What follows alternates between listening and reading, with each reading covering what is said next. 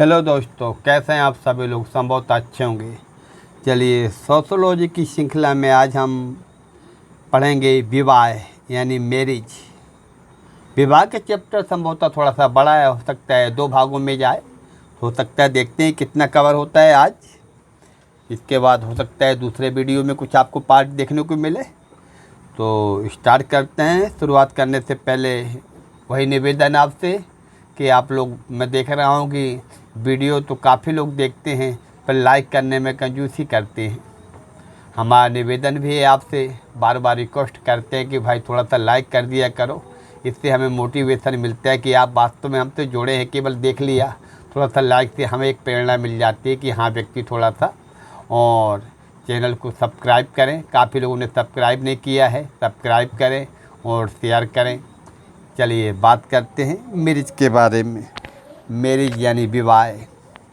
विवाह का अर्थ व परिभाषा। सबसे पहला आता है कि इसका अर्थ क्या है विवाह का, और इसकी परिभाषाएं क्या निकल के आ रही हैं। बहुत सारे विद्वानों ने इसकी परिभाषाएं अलग अलग दी हैं। विवाह का जो है शाब्दिक अर्थ होता है उद्धव, अर्थात वधु को वर के घर ले जाना। विवाह का शाब्दिक अर्थ क्या होता है? उद्धव, अर्थात वधु को वर के घर ले जाना। अगला क्या करते हैं हम लोग? अगला जो इसका महत्वपूर्ण जो विवाह की जो परिभाषा है बोगार्डस महोदय ने दिए है। बोगार्डस महोदय ने क्या कहा है कि विवाह जो है स्त्री और पुरुष के पारिवारिक जीवन में प्रवेश करने की एक संस्था है। अगर ये क्लू वर्ड पकड़ना है, अगर आपने बोगार्डस की परिभाषा में संस्था को पकड़ लिया तो आपको तत्काल याद हो जाएगी। जहाँ विवाह की परिभाषा में संस्था की बात हो, बोगार्डस। विवाह स्त्री और पुरुष के पारिवारिक जीवन में प्रवेश करने की एक संस्था है। कौन बात करता है? बोगार्डस। आगे हम देखते हैं बोगार्डस के बाद लूसी मेयर। लूसी मेयर क्या कहते हैं कि विवाह स्त्री पुरुष का एक ऐसा योग है जिसमें स्त्री से जन्मा बच्चा माता पिता की वैध संतान माना जाता है। क्या कहते हैं लूसी मेयर? कि विवाह जो है स्त्री पुरुष का ऐसा योग है जिसमें स्त्री से जन्मा बच्चा माता पिता की वैध संतान माना जाता है। आगे इसमें वैध, क्रू वर्ड क्या है? वैध है। इसमें बोगार्डस में संता है। आगे हम देखते हैं रिवर्स। रिवर्स महोदय क्या कह रहे हैं? जिन साधनों द्वारा मानव समाज यौन संबंधों का नियमन करता है उन्हें विवाह की संज्ञा दी जा सकती है। इसमें यौन संबंधों की बात हो रही है। WHR से रिवर्स यौन संबंध की, लूसी मेयर वैध की, बोगार्डस संस्था की। चलिए लोबी महोदय क्या कह रहे हैं? लोबी कहते हैं कि जायज साथियों में अपेक्षाकृत पक्का संबंध है। क्या कहा है लोबी ने? जायज साथियों में अपेक्षाकृत पक्का संबंध है, ये लोबी कह रहे हैं। मेलनवस्की ने क्या कहा है? विवाह बच्चों की उत्पत्ति और देखभाल हेतु इकरारनामा है। विवाह क्या है? बच्चों की उत्पत्ति और देखभाल हेतु क्या है? इकरारनामा है। अर्नेस्ट आर ग्रोव क्या कहते हैं? कि संगी बनकर रहने की सार्वजनिक स्वीकृति। क्या कह रहे हैं? संगी बनकर रहने की सार्वजनिक स्वीकृति तथा कानूनी पंजीकरण के बारे में कहा है। तो संगी की बात करता है ग्रोव। वेस्टरमार्क ने क्या कहा है विवाह के बारे में? कि नर और नारी के मध्य न्यूनाधिक स्थायी संबंध जो प्रजनन की क्रिया से परे बच्चों के जन्म के उपरांत भी बना रहता है। वेस्टरमार्क की परिभाषा है जो कि नर और नारी की बात करते हैं। जॉनसन महोदय क्या कह रहे हैं? कि विवाह एक स्थायी संबंध है जिसमें एक पुरुष और एक स्त्री समुदाय में अपनी प्रतिष्ठा को खोए बिना संतान उत्पन्न करने की सामाजिक स्वीकृति प्राप्त होती है। तो जॉनसन की जो परिभाषा में क्या निकलते आ रहा है कि विवाह से क्या होता है? एक सामाजिक स्वीकृति प्राप्त हो जाती है। जॉनसन की परिभाषा हो गई। आगे हम देखते हैं आगे क्या निकल के आ रहा है मजूमदार एवं मदान की। मजूमदार और मदान ने बताया कि विवाह से वैयक्तिक स्तर पर शारीरिक यानी यौन संतुष्टि प्राप्त होती है, जबकि मनोवैज्ञानिक स्तर पर संतान प्राप्ति यानी संतोष प्राप्त होता है। तो सामूहिक स्तर पर इसे समूह और संस्कृति के अस्तित्व को बनाए रखने में सहायता मिलती है। कौन बात करते हैं इस तरीके से? मजूमदार और मदान कहते हैं। विवाह के प्रकार कितने हैं? टाइप्स ऑफ द मैरिज विवाह के प्रकार। विवाह के जो प्रकार हैं उनमें से आपका एक विवाह जिसे हम मोनोगैमी कहते हैं, दूसरा है बहुविवाह जिसको हम पॉलीगैमी कहते हैं। एक विवाह और बहुविवाह। अब हम बात करते हैं बहुविवाह। बहुविवाह जो होते हैं हमारे बहुपति विवाह, बहुपत्नी विवाह, द्विपत्नी विवाह, समूह विवाह। जो बहुविवाह है तो उसमें 4 प्रकार हैं। पहला है बहुपति, दूसरा है बहुपत्नी, तीसरा है द्विपत्नी और चौथा है समूह विवाह। चलिए बात करते हैं सबसे पहले एक विवाह के बारे में। एक विवाह के समर्थक कौन कौन से विद्वान हैं जो कि एक विवाह को अच्छा मानते हैं। उनमें वेस्टरमार्क, मेलनोव्स्की, बुकेनोविक, डार्विन और जुकरमैन, इन्होंने एक विवाह का समर्थन किया हुआ है। वेस्टरमार्क क्या कहते हैं एक विवाह के बारे में कि एक विवाह को ही विवाह का आदि स्वरूप कहा है। वेस्टरमार्क कहते हैं कि प्राचीन समय से, आदि समय से हमेशा एक विवाह की प्रथा चली आ रही है।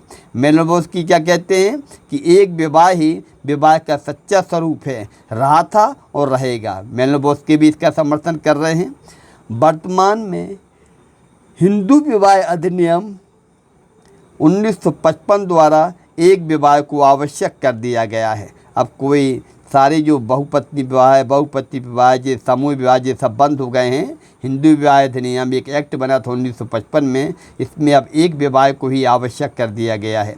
विवाह के उद्देश्य क्या क्या होते हैं? अब क्वेश्चन निकल के आता है कि विवाह के उद्देश्य क्या होते हैं। मर्डॉक महोदय ने 250 समाजों का अध्ययन किया है। कितने समाजों का मर्डॉक ने? 250 समाजों का अध्ययन करने पर विवाह के इन्होंने 3 उद्देश्य बताए हैं। कितने? 3 उद्देश्य बताए हैं। पहला बताया इन्होंने यौन संतुष्टि, कि विवाह करने से क्या होता है, पति पत्नी के बीच में यौन संतुष्टि होती है। आर्थिक सहयोग। तीसरा बताया है संतानों का सामाजिकरण एवं लालन पालन। तो मर्डॉक ने कितने बताए हैं? 250 समाजों का अध्ययन करने पर 3 उद्देश्य बताए हैं विवाह के: यौन संतुष्टि, आर्थिक सहयोग, संतानों का सामाजिकरण एवं लालन पालन। चलिए आगे देखते हैं हम। आगे हमारा निकल के आ रहा है कि एक विवाह के लाभ क्या हैं। एक विवाह जो होते हैं हमेशा स्थायी चलते हैं, लंबे समय तक के विवाह होते हैं, स्थायी होते हैं। स्त्री की प्रतिष्ठा ऊंची होती है। बच्चों का लालन पालन ठीक प्रकार से होता है एक विवाह में। तनाव कम होता है, जीवन स्तर ऊंचा होता है और संतानों की संख्या कम होती है। अब हम बात करते हैं बहुपति विवाह। बहुपति विवाह डॉक्टर रिवर्स एक कहते हैं कि एक स्त्री का कई पुरुषों के साथ विवाह बहुपति विवाह कहलाता है। क्या कहते हैं? एक स्त्री का कई पुरुषों के साथ विवाह बहुपति, यानी उसके कई पति होते हैं। डॉक्टर केम कपाड़िया लिखते हैं जिसमें एक स्त्री के एक समय में एक से अधिक पति होते हैं, जिसमें सब भाई हो सकते हैं, एक पत्नी के सम्मिलित रूप से उपभोग करते हैं। बहुपति विवाह द्राविड़ संस्कृति के मालावाही लोगों में पाया जाता है। बौद्धिक साहित्य में बहुपति की सख्त मनाही थी, किंतु महाभारत काल में कुछ उदाहरण पाए जाते हैं। जैसे द्रौपदी का विवाह 5 पांडव भाइयों से हुआ था, किंतु इसे नियम न मानकर यह एक असाधारण घटना ही मानी जाती है।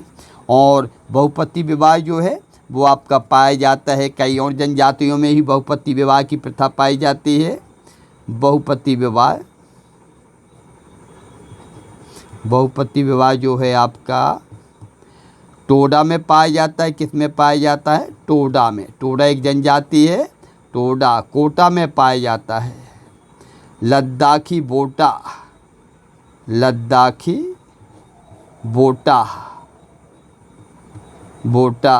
खस जनजातियों में भी बहुपति विवाह पाया जाता है। फिर है नायर, जौनसार, बाबर, तियान, इरावा, मालावाही, कंपाला, कंबेल, कुर्गवासियों में बहुपति विवाह की प्रथा पाई जाती है। चलिए आगे हम देखते हैं। बहुपति विवाह में भ्रातक बहुपति विवाह और अभ्रातक बहुपति। भ्रातक का किसमें पाया जाता है? खस टोडा कोटा लोसाई। आभ्रातक, भ्रातक माने सारे भाई होते हैं, जो एक पत्नी के जो 4-5 पति होते हैं वो सारे भाई होते हैं। आभ्रातक में भाई नहीं होते हैं। इसमें क्या आता है, जौनसार, बाबर, तियान, इरावा, इन सारे में पाए जाते हैं। और आप देखते हैं कि एक विवाहित परिवार जो है हिपी, जूनी, यूरोक्वेस तथा भारत की खासी, संताल, कादर जनजातियों में पाई जाती है। बहुपति विवाह पाया जाता है द्रविड़ संस्कृति के मालावाही लोगों में, देहरादून के जौनसार, बाबर, टिहरी गढ़वाल की शिमला की पहाड़ियों में रहने वाले खस राजपूतों में, और नीलगिरी की पहाड़ियों में रहने वाले टोडा कोटा लद्दाखी बोटा, मद्रास के तियान और इरावा, मालाबार के नायर, हरावान तथा कंपाला कंबेल कुर्गवासियों। ठीक है। बहुपति विवाह को हम भ्रात पक्ष एवं पितृ पक्ष दोनों से जोड़ सकते हैं। पृष्ठात्मक कौन होते हैं, खस, टोडा, कोटा, खड़िया, भील, और मातृपक्षीय नायर, गारो, खासी। चलिए आगे देखते हैं हम। अगला है हमारा बहुपत्नी विवाह। बहुपत्नी विवाह में क्या होता है, अफ्रीका की बगंडा जनजाति में बहुपत्नी विवाह कहाँ पाया जाता है, अफ्रीका की बगंडा जनजाति में। भारत की नागा, गौड़, बैगा, भील, टोडा, लोसाई आदि जनजातियों में पाई जाती है। मध्य भारत की प्रोटो ऑस्ट्रेलैंड में पाई जाती है। दक्षिण भारत के नवुद्वीप ब्राह्मणों में वो द्विपत्नी विवाह कहाँ पाए जाते हैं, आरेगन तथा एस्किमो जनजातियों में। और समूह विवाह कहाँ पाए जाते हैं, समूह विवाह की जो प्रथा है ऑस्ट्रेलिया की जनजातियों में, तिब्बत की जनजातियों में, और ब्राज़ील की कायगन, साइबेरिया की चकची और ऑस्ट्रेलिया की डेरी, यहाँ समूह विवाह पाया जाता है। समूह विवाह में क्या होता है, एक तरफ सारी लड़कियां खड़ी होती हैं, एक तरफ सारे लड़के खड़े होते हैं, जिसको जिसके साथ शादी करना हो कर लीजिए, इसमें कोई मनाही नहीं होती। ये प्राचीन समय में चलता था, जब आदिम युग था, जंगल में आदमी रहता था, विवाह जैसी परंपरा नहीं थी, उस समय ऐसी स्थितियाँ निर्मित थी, समूह विवाह। वर्तमान समय में ऐसी चीज़ें देखने को समाज में नहीं मिल रही हैं बिल्कुल से भी। ये सारी चीज़ें अब समाज में बंद हो चुकी हैं। ये पहले की व्यवस्था है, पहले इस तरीके से चीज़ें देखने को मिलती थी। वर्तमान में ऐसी चीज़ें देखने को नहीं मिलती, ये सारी चीज़ें बंद हो चुकी हैं। आगे हम देखते हैं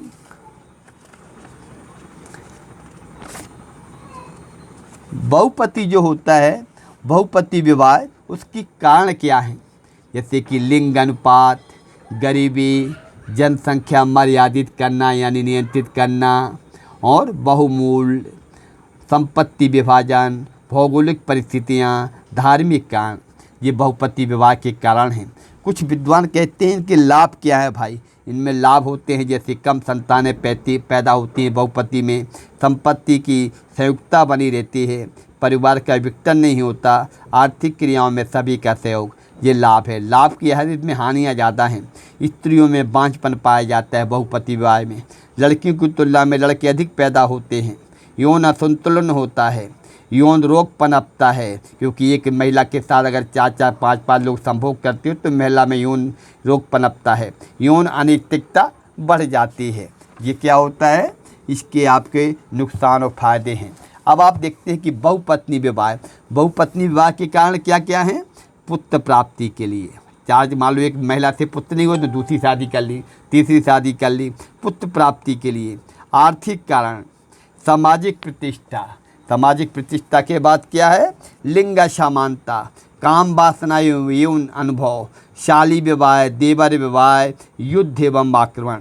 ठीक है। लाभ क्या है बहुपत्नी के, अनैतिकता पर रोक, बच्चों का पालन पोषण, घर की देखभाल सरलता से हो जाती है, आर्थिक आवश्यकताओं की पूर्ति, लिंग असमानता, प्रतिष्ठा का प्रतीक। इसकी हानियाँ क्या हैं, संघर्ष पैदा होता है बहुपत्नी विवाह में, और संतानों क्या होता है, संतानों की संख्या बढ़ना, और स्त्रियों की प्रतिष्ठा गिरती है, यौन अनाचार पनपता है, विधवाओं की संख्या में वृद्धि होती है। ये सारी चीज़ें देखने को मिलती हैं। विवाह की कुछ विशेष नियम भी होते हैं, जैसे कि कुछ अलग विशेष शब्दों का प्रयोग किया जाता है, ये कि सोरोरल क्या कहलाता है, एक शब्द होता है सोरोरल। सोरुरल का मतलब होता है एक पुरुष का कई बहनों के साथ विवाह। सोरुरल का मतलब क्या होता है? एक पुरुष का कई बहनों के साथ विवाह। फिर होता है एक सोरोरेट। सोरोरेट का मतलब होता है शाली विवाह। मान लीजिए किसी व्यक्ति की पत्नी ख़त्म हो जाती है या बच्चा नहीं होता तो लोग बाग अपनी साली से शादी कर लेते थे। फिर एक लेवीरेट। लेवीरेट का मतलब होता है देवर विवाह। मृत पति के भाई के साथ विवाह कर लिया जाता है। ठीक है। एक होता है हाइपरगेमी। हाइपरगेमी को हम अनुलोम विवाह कहते हैं। क्या कहते हैं? हाइपरगेमी को अनुलोम विवाह। लड़की के किसी अच्छे या बड़े घराने में विवाह करने से उसे हाइपरगेमी कहते हैं। क्या कहते हैं? हाइपरगेमी। लड़के के लिए उच्च कोल अच्छा घराना देखते हैं, ये आपका हाइपरगेमी है। एक होता है आपका कॉन्कुबाइनोज। क्या होता है? कॉन्कुबाइनोज। ये आपका ऐसी स्थितियाँ जिसमें एक पुरुष एक स्त्री के बिना विवाह किए ही इकट्ठे रहते हैं। वर्तमान समय में इसे हम लिव इन रिलेशनशिप के नाम से जानते हैं। क्या कहते हैं? प्राचीन समय में चला रहा है कॉन्कुबाइनोज। क्या है? ऐसी स्थितियाँ जिसमें एक पुरुष एक स्त्री बिना विवाह के रहते हैं, इसे हम क्या कहते हैं? वर्तमान में लिव इन रिलेशनशिप कहा जाता है। ठीक है। आगे हम देखते हैं और विवाह से कौन सी चीज़ें निकल के आ रही हैं। अगला है हमारा वेस्टरमार्क महोदय। वेस्टरमार्क का मत है कि बहुपत्नी का कारण लिंग अनुपात एवं असंतुलित होना है। समनर, कनिंगम, डॉक्टर सक्सेना गरीबी को बहुपति विवाह का कारण मानते हैं। खस लोग अपने आप को पांडव का वंशज मानते हैं, अतः ये द्रौपदी विवाह की प्रथा यहाँ पाई जाती है। महाभारत में कहा गया है कि जो व्यक्ति अपनी पुत्र संपन्न एवं धन प्राण स्त्री के होते हुए दूसरा विवाह करता है, उनका पाप कभी भी नहीं धुल सकता। मजूमदार महोदय कहते कि विवाह पुरुष एवं स्त्री का सामाजिक रूप से स्वीकृत मिलन है, अथवा पुरुष और स्त्री के सहवास एवं मिलन को स्वीकृति प्रदान करने के लिए समाज द्वारा आविष्कृत एवं गौण संस्था है, जिसके निम्न उद्देश्य है: घर की स्थापना, लौकिक संबंधों में प्रवेश, प्रजनन, बच्चों का पालन पोषण, अंतरजातीय विवाह। एक आजकल चल रहा है इंटरकास्ट मैरिज। क्या चला है? इंटरकास्ट मैरिज, अंतरजातीय विवाह। हिंदुओं में अनेक उपजातियां हैं। उपजातियों में विवाह करना क्या कहलाता है? अंतरजातीय, अंतर्विवाह कहलाता है। और उसके बाहर विवाह किया जाए उसे हम अंतरजातीय विवाह कहते हैं। क्या कहते हैं? अंतरजातीय विवाह कहते हैं। अंतरजातीय विवाह के कारण क्या है? पाश्चात्य शिक्षा। क्यों हो रहा है भाई अंतरजातीय विवाह? इसमें आजकल कोई व्यक्ति किसी भी जात की लड़की के साथ कर लेता है, कोई लड़की किसी भी जात के लड़के के साथ शादी कर लेता है। इसका कारण क्या है? पाश्चात्य शिक्षा। जो इस समय वर्तमान शिक्षा है उसमें व्यक्ति ओपन खुले विचारों का रहता है, जाति पात की ज़्यादा उसमें बंधन में नहीं पड़ता है। दूसरा है सह शिक्षा। साथ में लड़का और लड़कियां जब पढ़ते हैं आपस में प्रेम हो जाता है, शादी हो जाती है। प्रेम विवाह, लव मैरिज चल रहा है ज़्यादातर आजकल। फिर समानता की भावना, वो कहते हैं कोई जाति नहीं होती, सभी व्यक्ति समान होते हैं। औद्योगिकरण और नगरीकरण, इसका भी वर्तमान में प्रभाव देखने को मिल रहा है। किसके लिए? आपका अंतरजातीय विवाह में बड़े बड़े कारखाना फैक्ट्रियाँ लगी हैं, वहाँ जात पात को महत्व नहीं दिया जाता है। कानूनी बाधाओं का समाप्त होना, इन सारी चीज़ों के कारण वर्तमान में समय में अंतरजातीय विवाह काफ़ी देखने को मिलते हैं। चलिए दोस्तों, वीडियो काफ़ी बड़ा हो जाएगा, इसलिए हम आपसे अगले मैरिज का जो दूसरा पार्ट रहेगा उसमें चर्चा करेंगे। आज हमने विवाह से पहले पार्ट की चर्चा की, कल इसके दूसरे पार्ट के रूप में चर्चा की जाएगी। धन्यवाद दोस्तों, नमस्कार। प्लीज़ आपसे एक बार रिक्वेस्ट और है, वीडियो को लाइक करें, शेयर करें और कमेंट करें। इसमें कंजूसी क्या है? आपके पास मोबाइल रहता है, थोड़ा सा समय निकाल के उसको लाइक कर दीजिए, कमेंट कर दीजिए। सब्सक्राइब ना किया हो चैनल को सब्सक्राइब कर दीजिए, शेयर कीजिए। धन्यवाद दोस्तों, मिलते हैं अगले वीडियो में। नमस्कार।